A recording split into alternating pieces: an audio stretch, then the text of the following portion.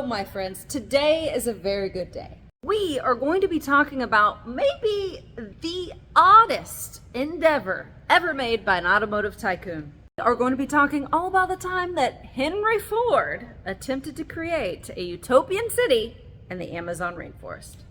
So, let's do it.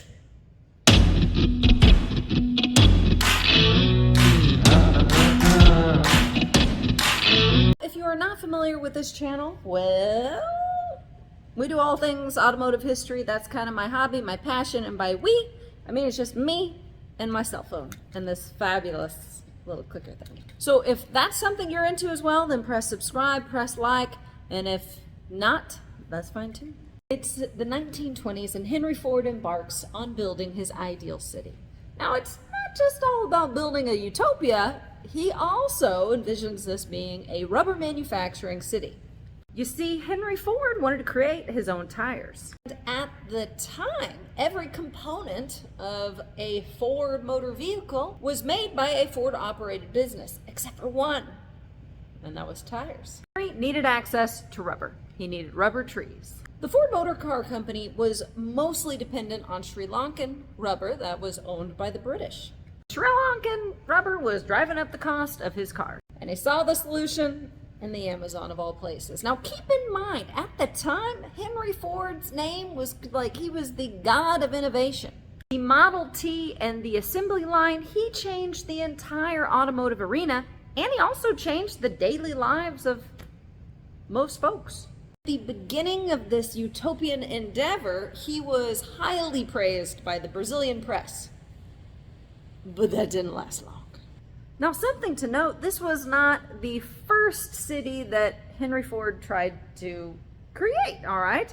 He wanted to build a manufacturing-centric city in northern Alabama, but that never quite took flight. Side note about Alabama, if you're anywhere kind of near Birmingham, you need to go to the Barber Vintage Motorsports Museum. It is phenomenal. I've been there 2 or 3 times. And with a visit, you need to have 2 days at least. I'll put a link of one of my last visits. It's the largest motorcycle museum. It is motorcycle overload. So, pretty cool. Back to business. Now, why was the Amazon such an attractive choice for Henry Ford? Well, it's the birthplace of the rubber tree. Also, cheap labor, and it was attractive geographically. The Amazon River was pretty navigable. Navigable? Why does it feel like I'm saying that word real weird? Anyways. This could have been a bit of an omen of what was to come, but by the start of it, Henry Ford sent a couple of his guys down there to negotiate for a price. He ended up paying $125,000 for roughly 5,600 square feet of land by the Tapajos River. Now, apparently he could have gotten that for completely free, but he didn't. So I guess the guys he sent down there were crappy negotiators? I don't know. What was good about the deal was he was able to run his lot of land as a separate state. The first decision for Fordlandia was where to put the city. They decided to put it on a rise to help protect from flooding.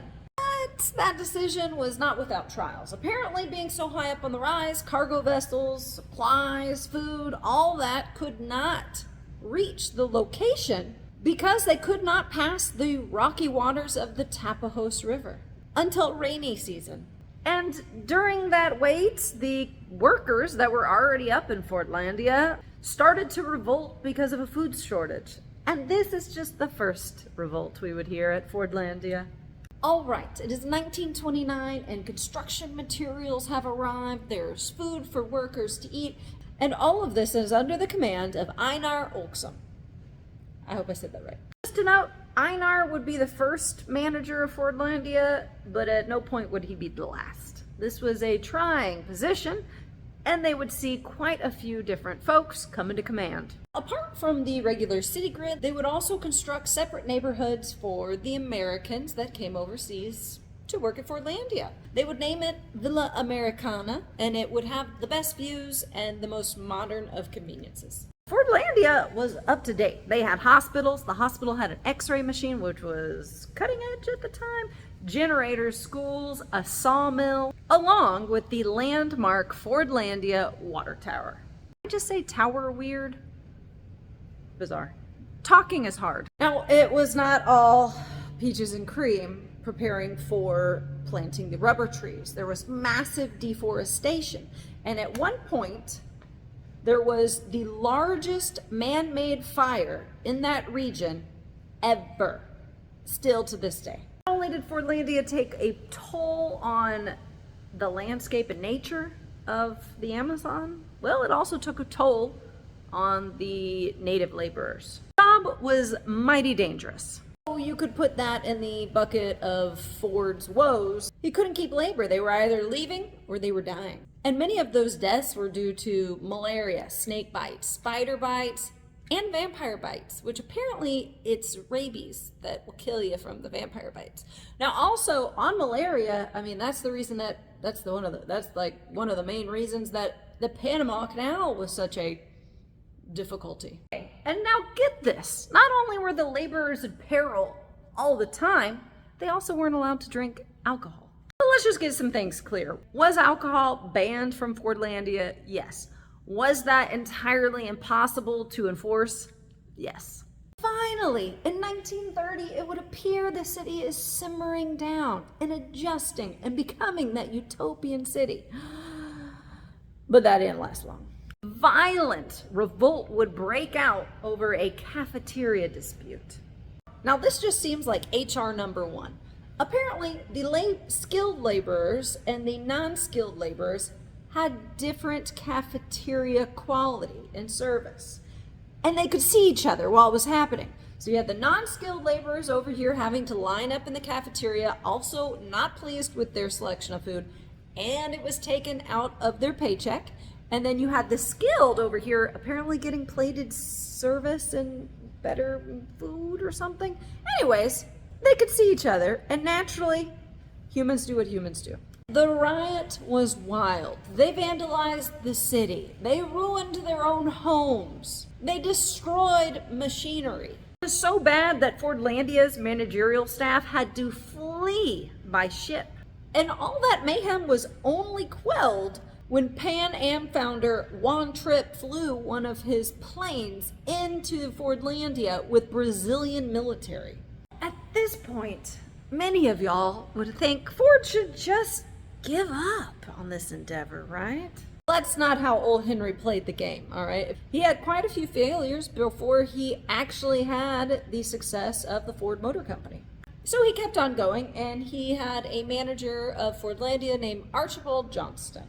And Archibald actually kind of got the city running pretty well. The city was running great, but the rubber manufacturing, not so much. You see, cultivating rubber trees was difficult to standardize and basically impossible to protect them from Amazon parasites. You see, if you planted them too close together, it subjected them to blight. And also, when they're too close together, easy for the parasites to go from tree to tree. Hard to prevent a massacre from parasites. But Fordlandia would last for nearly a decade with no return on investment.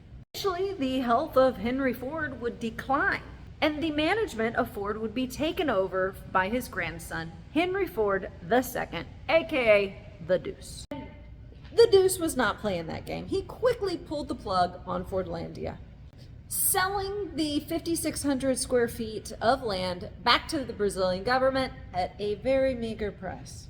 What was left with Fordlandia? Well, it was just left as is, to disappear and fade away slowly from the elements of the Amazon, looters, or vandals.